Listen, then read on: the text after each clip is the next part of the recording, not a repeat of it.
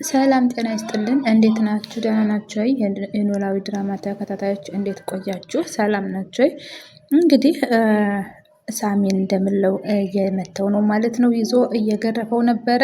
ሳሚ እንግዲህ በመጮህና ደምለው እንዲለቀው አድርጓነኝ። ይህም ደግሞ ሳሚ ብዙ ነገር ስለሚወስድ ነው ማለት ነው። እንዲሁም ደግሞ ወርቅ እሱ በወሰደው ወርቅ ደምለው ስለታማስ ደምለው እየተሰቃየ ያለው ሳሚ በወሰደው ወርቅ ነው ማለት ነው። በዚህ ምክንያት እንግዲህ ደምለው ከእህቱ ጋር ከድንብላል ጋር ተጣልቷል፣ አይነጋገርም።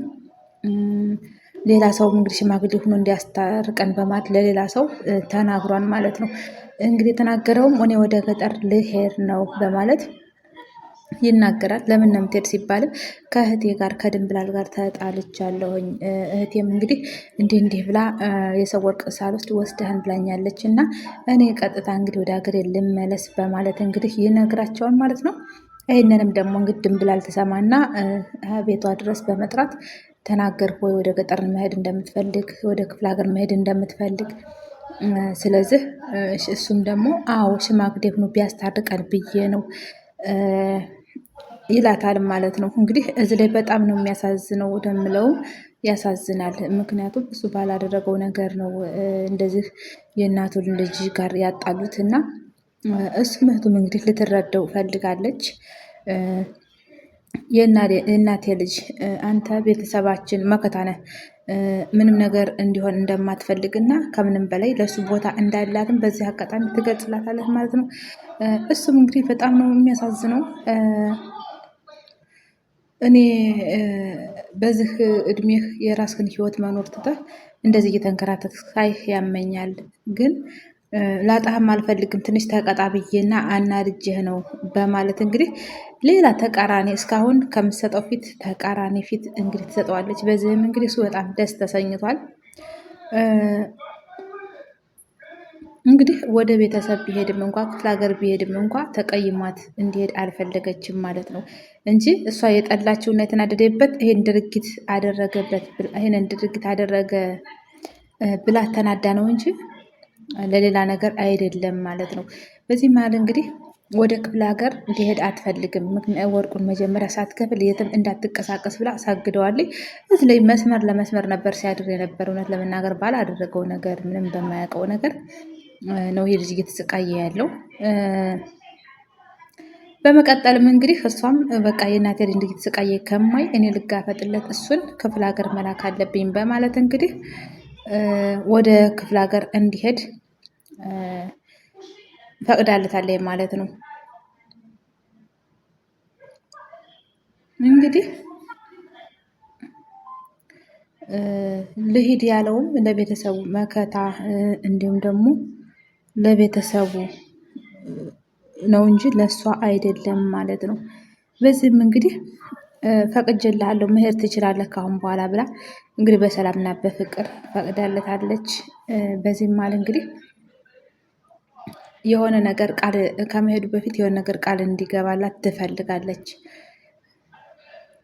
እንግዲህ እሱም ምንድነው የራሱን ህይወት እንደሚኖር የራሱን ትዳር መስርቶ ልጆች እየወለደ የራሱን ህይወት እንዲኖር ትፈልጋለች። እንደዚህ እየተንከራተተ እንድትማየት አትፈልግም። እንግዲህ እሱም እንዴት ብሎ ነው እንዲህ የሚሆነው እያለ ትንሽ ሆድ የባሰው ነገርና ምስኪን ነገር ነው እና ለመቋቋም ደግሞ ያንን ነገር የተወሰነ የሚያስፈልግ ነገር ማገር አለ የሚባል ነገር አለና ያንን ነገር ደግሞ እኔ ትቼዋለሁ፣ አልችልም፣ የራሴን ህይወት ለማቋቋም ይከብደኛል ይላታል። እሷም ደግሞ የትንሹ ትንሽ ናተኝ ግን በጣም ያከብራታል፣ ይፈራታል ማለት ነው። በጣም ይከብራታልኝ። እንግዲህ እሺ ብሎ ቃል የማይገባላት ከሆነም ወደ ገጠር ሊሄድ አትፈልግም ማለት ነው። እንግዲህ እሱም ይሄን ነገር በጣም ቀርቦታል። ለምንድን ነው አንዴ ቃል ገብተሽ ስታበቂ እንዴት ታበላሻለሽ መልሰሽ እህቴ ለምንድን ነው እያለ ይለምናታል ማለት ነው። እሷም ቃል ግባልኝና ሂድ በቃ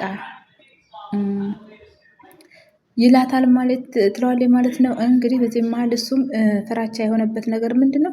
አሁን እድሜ ሄዷል፣ ጥሩ ሁኔታ ላይም አይደለም፣ ተቦሳቆያለሁ እያለ ነው።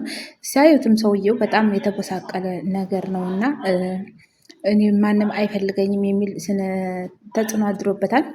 እንግዲህ እሷም ቢጤህን አታጣም እንዳንተ ምስኪኗን አታጣም እያለች እንግዲህ እንዲሁም ደግሞ እሱ ደፍሮ ሴት ስለማይቀርብ ነው እንጂ እሱ ጠይቋት ሴት ልጅ እምቢ እንደማይለው ግን እሱ ድፍረት እንደሚያስፈልገው ትነግሯለች ማለት ነው። እውነት ነው። በእርግጥ ሴት ልጅ ለቤተሰቦቿ መከታ ናት፣ ለቤተሰቦቿ ማገር ናት። እንግዲህ ምንም ታላቅ ቢሆንም ሴት ልጅ እህት ያለው ወንድምና ወንድ ልጅና እህት የሌለው ወንድ እኩል አይደለም። እህት ያለው እንግዲህ በሀሳብ በምንም ይደገፋል ማለት ነው። እንግዲህ አንድ ችግር የሆነበትም ነገር ምንድን ነው? እሱ በሄደበት ሁሉ በጣም ነገር ይገንበታል። ይሄ ነገር ደግሞ በጣም ከሰው ጋር እንዳይቀራር ተጽዕኖ ፈጥሮበታል።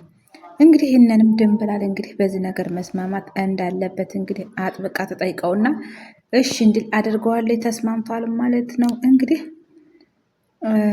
እንደዚህ እንትን ከምል ሜዳ ላይ ከምወርቅ አንቺ ጋር ተስማምቼ ብለያይ ይሻለኛል በማለት እንግዲህ ሊስማማ ይችላል። እሷም ደግሞ ድንብላል እኔ ፈቅጄላለሁ ካሁን በኋላ ደስ ብሎኛል ብላ ደስታዋን ትገልጻለች ማለት ነው። እንግዲህ እዚህ ላይ ያለው ችግርም እሱን በጣም ወርቅ ተሰረቀ ወሰደ ተብሎ ነውና እንደዚህ የሚንከራተተው። ይህንንም ነገር ደግሞ ወርቁን አንተ እንዳልወሰድከውና እንዲሁም ደግሞ ሁሉም ነገር እኔ አስተካክልልሃለሁ፣ ከዚህ ያለውን ነገር ይስተካከላል፣ አንተ ብቻ በሰላም ወደ ሀገር ግባልኝ ትለዋለች። እሱም ደግሞ እግዜር ያክብርልኝ አመሰግናለሁ በማለት እንግዲህ ተቃቅፈው ፍቅራቸውን የእህትና የወንድም ፍቅራቸውን እንግዲህ ለመግለጽ ችለዋን ማለት ነው።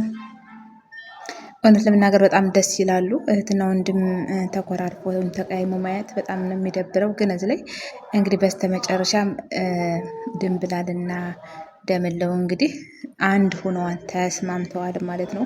በዚህ ማለት እንግዲህ እኔ ደስ ብሎኛል በማለት እንግዲህ ተቃቅፈው ይቅርታ ተጠያይቋል። እውነት ለመናገር በጣም ደስ ይላል። በዚህም ማለት እንግዲህ ወንድሜ እዚህ በኋላ እንደዚህ አይነት ስርቆት ውስጥ መግባት የለብህም። እንግዲህ በመጨረሻም እንግዲህ እሺ ቃል እገባልሃለሁኝ ከአሁን በኋላ ቃል እገባልሻለሁኝ ቃል ገብቼልሻለሁ ከአሁን በኋላ እኔ ምንም አልሰርቅም በማለት እንግዲህ ቃል ይገባላታል ማለት ነው።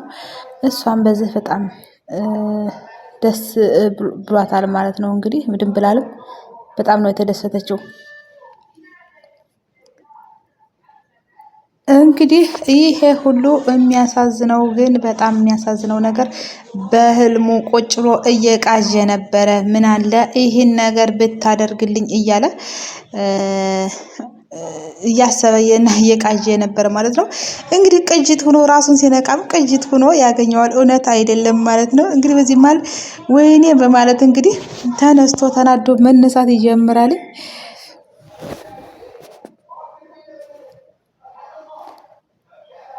እንግዲህ እዚህ ላይ ደግሞ ፋኖስና ቡትሌ እንግዲህ አብረው መንገድ ላይ እየሄዱ እያለ እሷም ደከመኝ በማለት ነፍሰ ጡር ነች እንግዲህ ደከመኝ በማለት እንግዲህ መንገድ ላይ ልረፍ እስቲ ብላ ቡትሌን እንዲያሳርፋት ትጠይቋል ማለት ነው። ቡትሌም እንግዲህ ሐኪም ቤት እኮ ደህና ነች ተብለሻል፣ አሁን ደግሞ ምን ነው አልተሻለሽም ወይ ብሎ መጨነቅ ጀምራል። እሷም ደህና ነኝ ቡትሌ ትለዋለች ማለት ነው። እሷ እንግዲህ መንገድ ላይ ቁጭ ብላለች ማለት ነው። እንግዲህ ቡትሌም ምንድነው ምን ሆነሽ ነው ግን እንደው ምን ነካሽ? እዚህ ሰውዬ ጋር እንደው አንድ የሆንሽው ለምንድነው የተገናኘሽው? ለምንድነው አንድ የሆንሽው? በማለት እንግዲህ ሌላ እንትን ያምጣባታል ማለት ነው። እንግዲህ ለምንድነው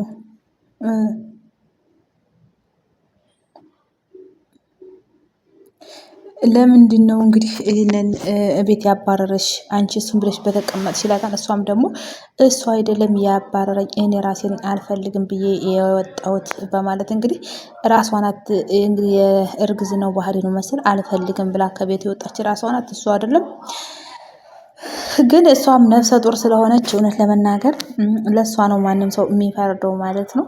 እንግዲህ ተወዳጆች የኖላዊ ድራማ ቀጣይ ክፍል እንድለቅላችሁ ሰብስክራይብ፣ ሼር፣ ላይክ በማድረግ አበረታቱኝ። ደህና ቆዩ።